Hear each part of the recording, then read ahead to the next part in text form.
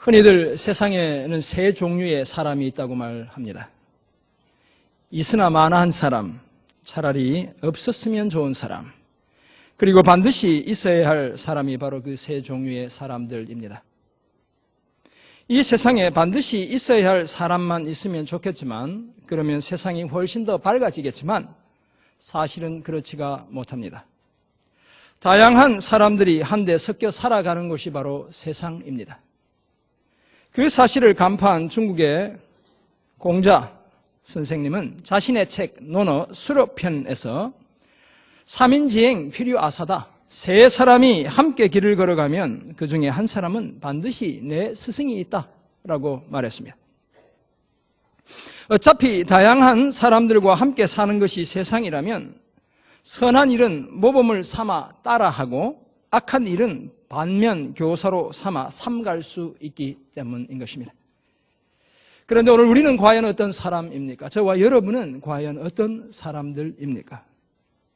더불어 살아가는 이웃에게 나는 저런 삶을 살지는 말아야지라는 생각이 들게 한다면 우리는 참으로 불행한 사람들입니다. 저 사람은 그저 물에 물 탄 듯 술에 술 탄 듯한 사람이야 라는 생각을 심어준다면 그것 또한 결코 바람직한 우리의 삶의 모습이 아닙니다. 우리는 할 수만 있다면 적어도 저 사람처럼 살아야 돼라는 다짐이 들게 하는 그런 사람이 되어야 합니다. 우리 가정과 교회와 사회가 꼭 필요로 하는 그런 사람이 되어야 합니다. 나의 존재와 역할을 통해 내 삶의 형통함을 만들어내는 것을 넘어 다른 누군가를 유익하게 하는 그런 사람이 되어야 합니다. 오늘 보면 마가복음 2장 1절에서 12절도 바로 그 사실을 말씀하고 있습니다. 그저 기적을 보기 위해 몰려든 무리들이 아니라 예수님을 책잡기 위해 의도적으로 찾아온 서기관들이 아니라 중풍병에 걸린 친구를 메고 온 내 친구들처럼 저와 여러분이 반드시 필요한 사람, 반드시 있어야 할 사람이 되어야 한다고 말씀하고 있습니다. 바로 이런 사실을 말씀하는 오늘 보면 마가복음 2장 1절에서 12절을 통해 우리는 특별히 다음과 같은 세 종류의 사람들에 주목하게 됩니다. 먼저 예수님이 행하시는 기적을 보기 위해 몰려든 무리들, 군중들입니다. 둘째, 중풍병자를 치료하기 위해 함께 온 중풍병자를 메고 온 바로 그 친구들입니다. 그리고 끝으로 예수님을 책잡기 위해 찾아온 서기관들입니다. 똑같이 예수님을 찾아오긴 했지만 그들의 목적은 서로 달랐고 그래서 그들이 얻은 결과도 판이하게 달랐습니다. 이런 내용을 담고 있는 오늘 본문이 말하는 가장 핵심적인 메시지는 사실 예수님이 어떤 분이신가라는 것에 있습니다. 예수님이 죄 용서의 권세와 병 고침의 능력을 가진 인자, 곧 메시아라는 사실을 우리에게 말씀하고 있는 것입니다. 아마도 마가복음의 저자 마가는 이 사건을 자신이 직접 경험했던 것이 아니라 자신의 영적 아버지와도 같은 베드로나 다른 사도들로부터 이 사건을 전해 들었을 것입니다. 그래서 이 사건을 소개하면서 사건의 배경과도 같은 1절과 2절 그리고 단락의 마지막 절인 12절은 과거형 동사를 사용하고 있습니다. 그런데 사건의 내용을 담고 있는 3절에서 11절은 자신이 들었던 것보다 실제로 일어난 것은 그것보다 더 과거의 일이죠. 그래서 우리가 문법적으로 이것을 대과거다라고 이야기하는데 이전에 들었던 그때보다 더 이전에 일어났던 일임에도 불구하고 오히려 3절에서 11절까지의 내용은 헬라어 원어를 보면 현재형 동사를 사용해서 기록하고 있습니다. 어떤 학자들은 마가가 문법 실력이 없어서 그렇게 기록했다라고 주장하는 학자들도 있지만 사실은 그 사건을 지금 막 일어난 것처럼 실감나게 표현하고 있다라고 우리가 이해할 수 있는 것입니다. 오늘 본문에 따르면 그때 중풍병자가 고침을 받는 현장에 다양한 사람들이 있었습니다. 예수님과 예수님을 보기 위해 몰려든 군중들, 중풍병자와 그의 친구 4사람, 그리고 서기관들, 아마도 오늘 본문에는 등장하지 않지만 예수님의 제자들까지 함께 그 현장에 있었다라고 이해할 수 있습니다. 오늘 본문에 등장하는 중풍병자는 친구들이 그 사람을 메고 온 것으로 보아 심각한 마비성 질환을 가진 사람이다라고 이해할 수 있습니다. 특별히 다리는 전혀 움직이지 못하는 사람이었을 것입니다. 아마도 사고를 당했거나 오늘날 우리가 이야기하는 스트로크가 와서 중풍병에 걸리는 것처럼 그런 상태, 중에도 중증인 상태였다라고 이해할 수 있습니다. 그래서 부득이하게 친구들이 침상에 누워있는 그를 어깨에 메고 와야 했습니다. 이런 다양한 사람들이 섞여 있던 현장에서 한 부류의 사람들은 예수님께 믿음을 보이며 그 능력과 은혜를 경험했지만 오늘 본문에서 소개하는 다른 두 부류의 사람들은 예수님과 함께 있으면서도 전혀 다른 태도를 취했습니다. 그래서 그들이 얻게 된 결과도 판이하게 서로 달랐습니다. 4명의 친구들은 예수님으로부터 믿음이 있는 자라는 평가를 받았고 자신들이 메고 온 중풍병자는 죄 용서와 함께 그 병고침을 받게 되었습니다. 반면에 몰려든 군중들은 그저 단순한 방관자에 불과했습니다. 색 안경을 끼고 찾아온 서기관들은 예수님으로부터 책망을 들어야 했습니다. 이런 오늘 본문 속에서 발견하는 첫 번째 부류의 사람들, 우리가 주목하는 첫 번째 부류의 사람들은 또 다른 기적을 보기 위해 몰려든 무리들, 곧 군중들입니다.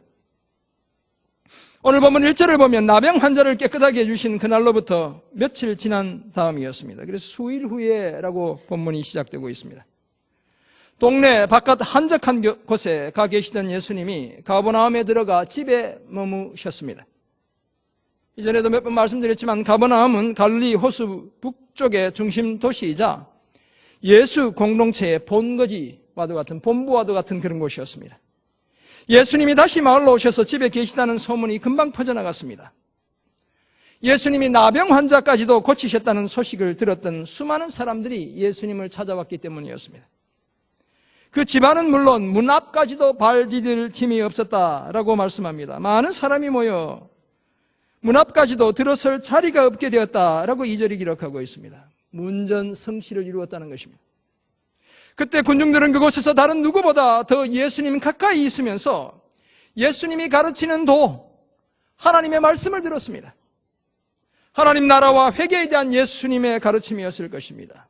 그런데 오늘 본문은 예수님의 그 가르침, 예수님의 도에 대한 그들의 반응에 대해서는 전혀 언급을 하고 있지 않습니다.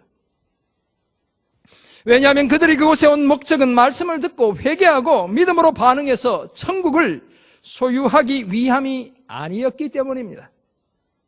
그들은 단지 또 다른 기적을 보기 위해 또 다른 병 고침을 얻기 위해 몰려들었을 뿐이었습니다. 마가복음의 큰 특징 중에 하나, 여러 가지 특징이 있지만 그 중에 하나가 많은 사람 또는 무리라는 표현이 아주 빈번하게 등장한다는 데 있습니다. 우리가 전체적으로 보면 무리, 많은 사람 이런 표현이 52번이나 마가복음에 등장하고 있습니다. 총 52회 중에 10장까지 무려 40번 가까이 그 말이, 그 용어가 등장하지만 마가는 단 한 번도 그 사람들이 회개하고 믿음을 보였다라고 기록하고 있지 않습니다. 그렇게 붐비며 그곳에 있는 그들에 대한 반응이 먼저 4절에 기록되어 있습니다. 그들이 참 믿음을 가지고 예수님께 나온 사람들에게 오히려 방해가 되었다는 것입니다. 무리들 곧 그 사람들 때문에, 몰려든 그 군중들 때문에 중풍병자를 메고 온 절박한 필요가 있는 그 친구들이 예수님 앞에까지 도무지 갈 수 없었습니다. 하는 수 없이 지붕을 뜯어내고서야 자신들의 친구를 매달아 내려야 했습니다.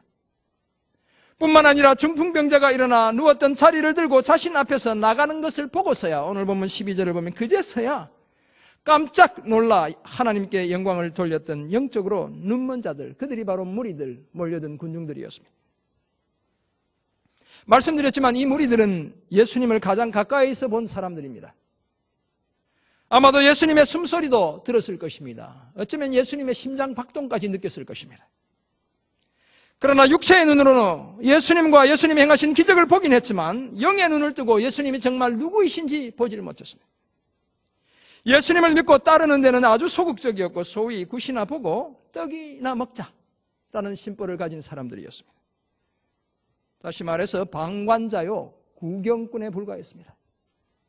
그러므로 그들은 예수님이 굳이 아니더라도 누가 기적을 행하기만 하면 찾아가서 기적을 즐길 그런 사람들이었습니다. 오늘날 교회가 아닌 곳에 많은 사람들이 찾아가죠. 기적이 일어난다는 소문 듣고, 금가루가 내린다는 소문 듣고, 병 고쳐준다는 소문 듣고, 비진리를 향해 달려가는 많은 사람들이 있죠. 이 무리들이 바로 그런 사람들이었다는 것입니다. 따라서 정말 예수님을 만나기 원하는 사람들에게 그들은 그저 방해만 되는 사람들이었습니다. 결국 그들은 예수님에 대해 실망한 나머지 예수님을 십자가에 못 박으라고 외치는 바로 그런 군중들이 되고 말았던 것입니다. 사랑하는 성도 여러분, 그렇다면 오늘 저와 여러분은 과연 어떤 사람입니까? 오늘 설교 제목이 나는 어떤 사람인가 라는 제목인데, 저와 여러분은 과연 어떤 사람입니까?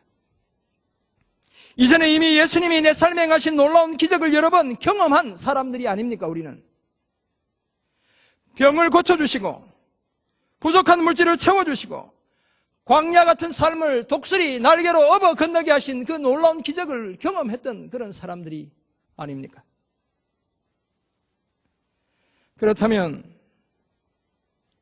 이제는 더 이상 내 삶에 일어나는 특별한 기적만 기다리는 그런 무리들처럼 살진 않아야 하는 것입니다. 주님 앞에 더 가까이 나오는 사람들에게 방해가 되진 않아야 하는 것입니다.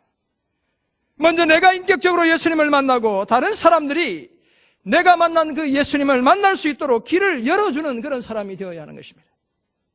그래야 우리는 여전히 나의 약함을 고쳐주시고 죄도 용서해 주시는 인자가 되시며 우리의 영원한 메시아이신 예수님의 능력과 권세를 계속 경험할 수 있게 되는 것입니다.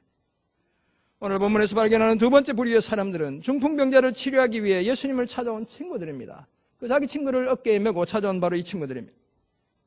그날 어떤 사람들이 몸이 마비된 한 중풍병자를 그의 친구 네 사람에게 메어가지고 예수님을 찾아왔습니다.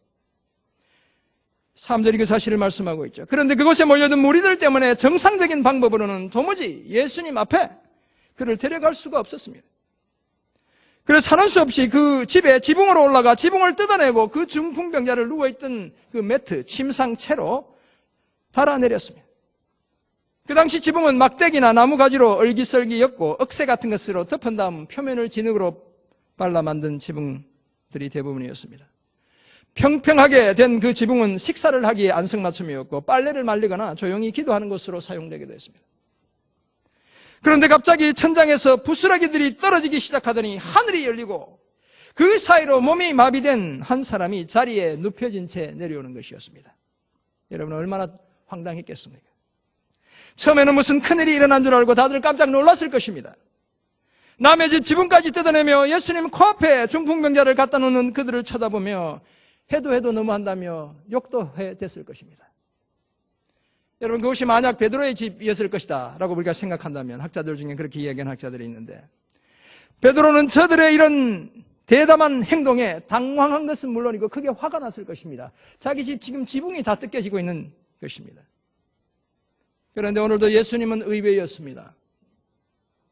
그들을 책망하시지 않았고 오히려 격려해 주셨습니다. 그 친구들의 믿음을 보시고 중풍병자에게 작은 자야, 얘야, 또 어떤 성경, 우리 NIV 성경 보면 아들아 라고 말씀하시며 내 죄가 용서받았다 라고 말씀해 주셨습니다.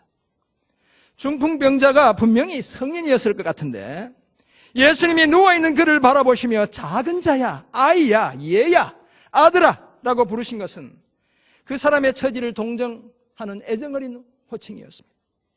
뿐만 아니라 예수님의 신적 권위를, 예수님이 하나님 되심을 나타내는 그런 호칭이기도 했습니다.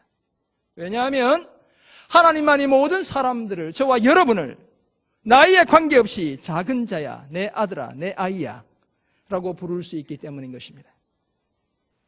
여기서 그에게 내 죄가 용서받았다라고 말씀하신 것은 죄와 육체적인 질병을 연관시키는 유대인들의 일반적인 생각을 반영한 것일 수 있습니다. 아니면 그 사람이 실제로 자신의 죄 때문에 육체적인 고통을 당하고 있었을 수도 있는 것입니다. 아무튼 사람들의 입장에서는 죄의 문제는 차치하고 당장 몸이 성해지는 것, 그것이 급한 일이었겠지만 예수님의 생각은 다소 달랐습니다. 예수님에게는 그 사람의 죄의 문제를 해결하는 것이 더 중요하고 더 급한 일이었습니다. 왜냐하면 치료는 일시적으로 건강과 생명을 연장해 주는 것이지만, 여러분 병에서 고침받은 분이 영원히 살았다 이런 얘기 들어본 적 없으시죠? 치료는 일시적인 건강과 생명을 연장해 주는 것이지만 죄의 용서는 영혼의 치료를 통해 영원한 생명을 보장해 주기 때문인 것입니다. 바로 이 장면에서 4명의 친구들이 보여준 두드러진 특징이 무엇입니까?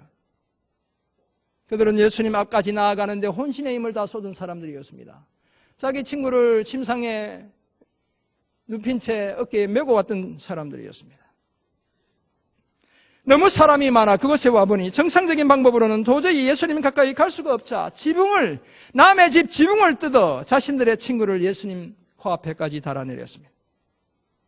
남의 집 재산에 손해를 가했으니 그 지붕을 뜯어냈으니 당연히 재산상의 손해배상 책임을 질 각오를 했을 것입니다. 분명히 이들이.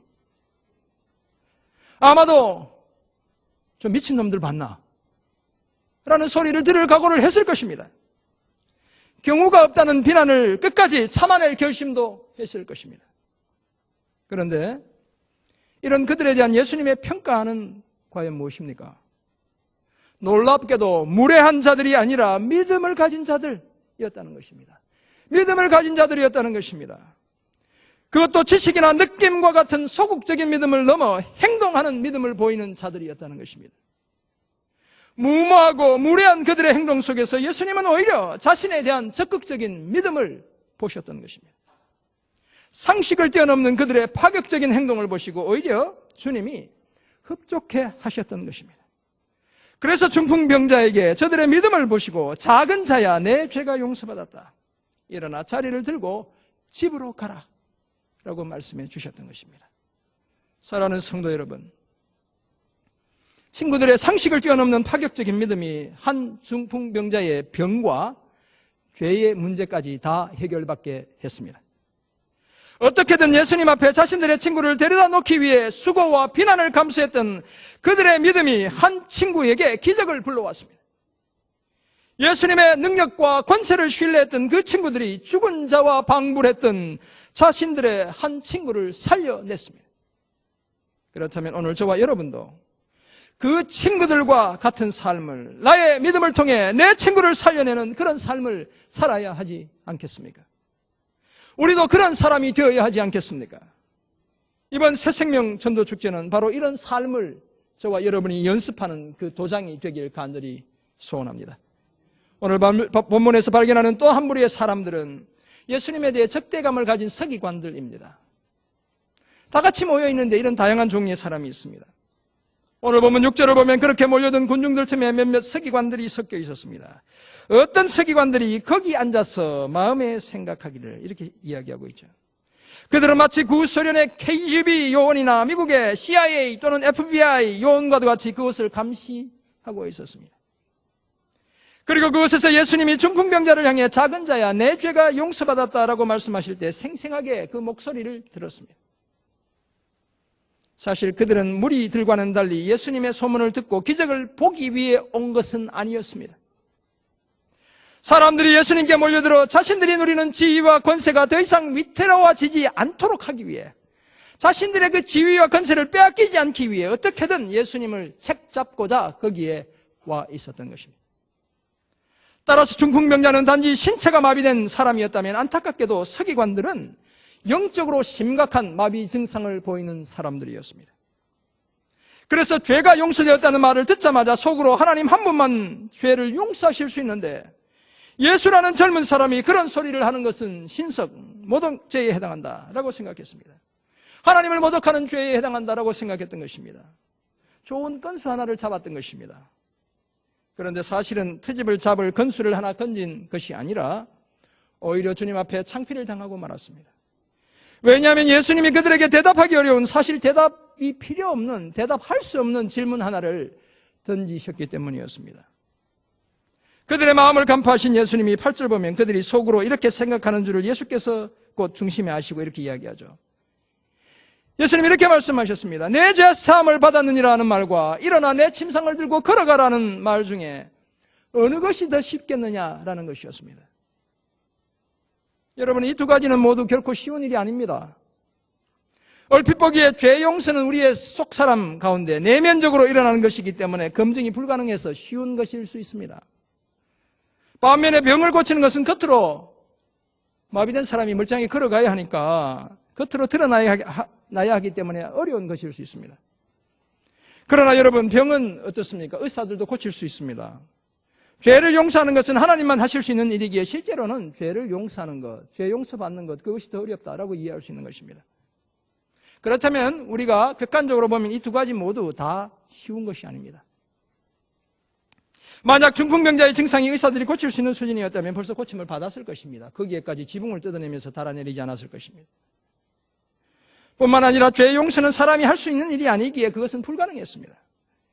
그러므로 이 두 가지는 모두 인자 곧 메시아, 우리의 구원자 되시는 예수님, 치유의 능력과 죄 용서의 권세를 가진 예수님만이 하실 수 있는 아주 어려운 일들이었습니다. 그리고 어쩌면 예수님에게는 그것이 아주 쉬운 일이기도 했습니다. 그래서 예수님은 하나님 한 분 외에 누가 능히 죄를 용서할 수 있단 말인가? 라며 속으로 비아냥거리는 서기관들에게 인자인 내가 땅에서 죄를 사는 권세를 가지고 있다 라고 10절에서 말씀하셨던 것입니다. 그리고는 그것을 증명하기 위해 중풍병자에게 일어나 내 상을 가지고 집으로 가라라고 11절에서 말씀했습니다. 그 말씀이 떨어지기 무섭게 그 사람이 일어나 곧장 자기가 누웠던 자리를 들고 모든 사람이 보는 앞에서 집으로 돌아갔습니다. 걸어갔다는 것이죠. 그 장면을 지켜보던 사람들이 놀라 하나님께 영광을 돌리며 무리들이 이제 반응하는 것입니다. 우리가 이런 일을 도무지 보지 못했다. 이제는 이런 일을 본 적이 없다 라고 말하고 있는 것입니다. 사랑하는 성도 여러분, 사실 서기관은 율법을 가르치는 선생이기 때문에 누구보다도 메시아에 대해 더 잘 알고 있었던 사람들입니다. 오늘날 같으면 저는 서기관 축에도 못 드는 사람이에요. 이 사람들은 율법을 달달달달 외고 있었던 사람들이에요. 그 누구보다도 하나님의 말씀을 잘 알고 있었던 사람들이었습니다. 고난의 종으로, 섬기는 종으로 오신 분이 인자 곧 메시아라는 사실을 몰려든 무리들보다도 믿음을 보인 중풍병자의 친구들보다도 훨씬 더 잘 알고 있었던 바로 그런 사람들이었습니다. 그러나 자신들의 편견의 틀 안에 하나님의 예언의 말씀을 가두고 비뚤어진 눈으로 예수님과 예수님 행하시는 기적을 주목했습니다. 이런 그들의 잘못된 지식이 오히려 그들을 영적으로 눈멀게 하고 말았던 것입니다. 더구나 자신들이 누리는 기득권에 집착했기에 메시아를 보고 메시아의 음성을 듣고 메시아가 행하는 기적의 현장에 갇혀 있으면서도 예수님이 인자 곧 메시아 되신다는 사실을 저들은 깨닫지 못했습니다. 오히려 적대감의 칼과 창을 날카롭게 갈고 있었습니다. 언제든지 때가 오면 예수님을 찌를 준비를 저들이 하고 있었던 것입니다.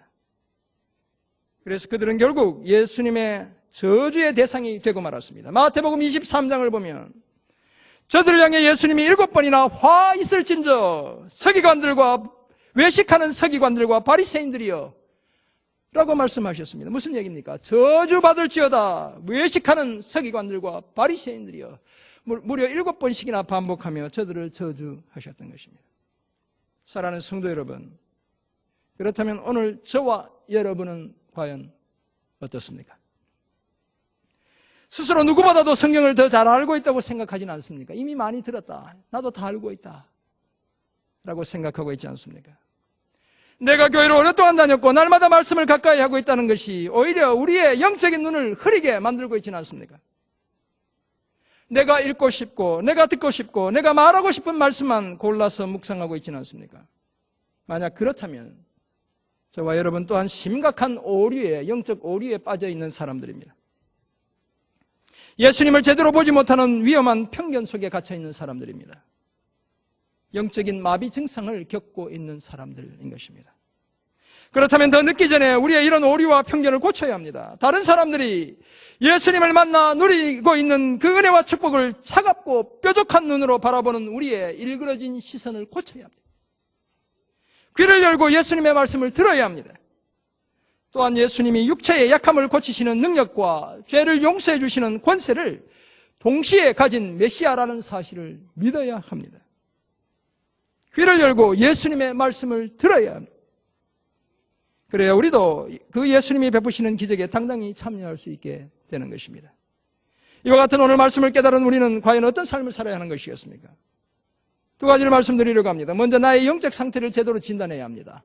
오늘 내가 어떤 상태인지 제대로 점검해야 한다는 것입니다. 나는 과연 무리인지, 중풍병자의 친구인지, 아니면 서기관들인지 점검해 보아야 한다는 것입니다. 안타까운 일이지만 교회 안에도 그저 구경꾼과 같은 사람들이 다수 있습니다. 무리들과 같은 사람들이 다수 있다는 것입니다. 그래서 오늘 본문의 무리들처럼 다른 사람이 예수님께 더 가까이 나아가는 것을 방해하곤 합니다.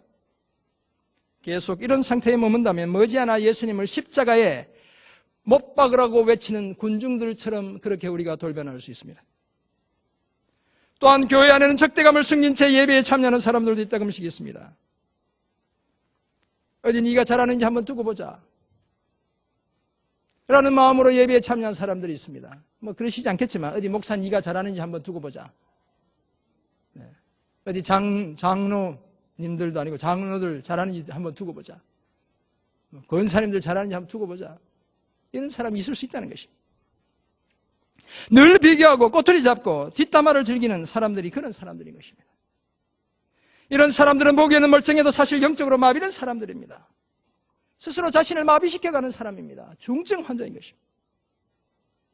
다행히도 교회 안에는 교회를 진심으로 사랑하는 사람들도 많이 있습니다. 교회에 오는 것이 즐겁고 예배가 기대되고 공동체의 만남이 기다려지는 사람들이 있습니다. 오늘 귀한 분들이 두 분 오셨네 보니까.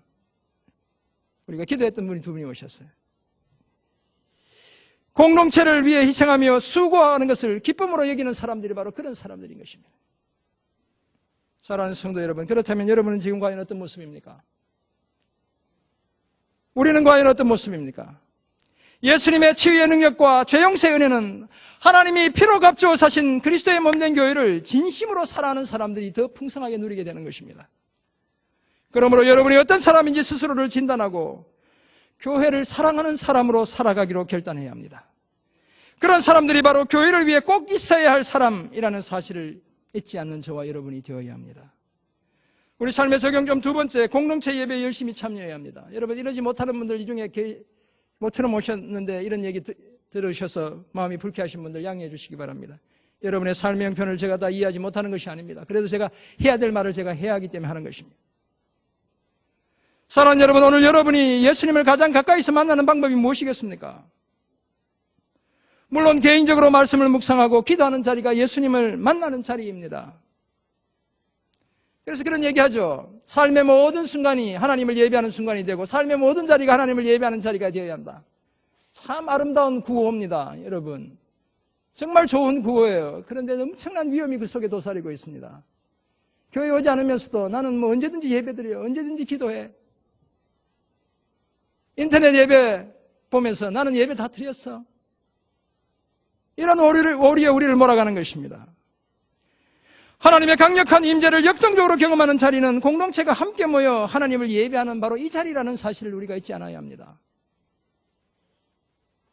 그런데 오늘 무엇이 여러분이 예수님을 예배하는 자리에 나아가는 것을 방해하고 있습니까? 오늘 교회 안 오신 분들이 들어야 되는데 죄송합니다. 무엇이 일주일에 직장은 5일씩, 많으면 6일씩, 더 많으면 며칠 가요? 저도 신입사원 때 일주일에 7일씩 한 5주 갔더니 미칠 것 같더라고요. 꼬박꼬박 잘릴까봐, 욕먹을까봐. 일주일에 심하면 7일씩 직장도 가고 사업도 하면서 무엇이 주일 예배에 한 번 참석하는 것, 그것을 방해하고 있습니까? 무엇이 아예 문 입구에서부터 여러분이 예수님께 나아가지 못하도록 막고 있는 군중들과 같은 것입니까? 여러분의 삶에. 무엇이 지붕처럼 여러분이 지금 예수님께 나아가는 것을 방해하고 있는 것입니까? 지금 당장 여러분이 넘어야 할, 뜯어내야 할 그 장애물들은 과연 무엇입니까? 무엇이 여러분이 즐기는 이 시대의 고질적인 예배를 방해하는 죄악들입니까?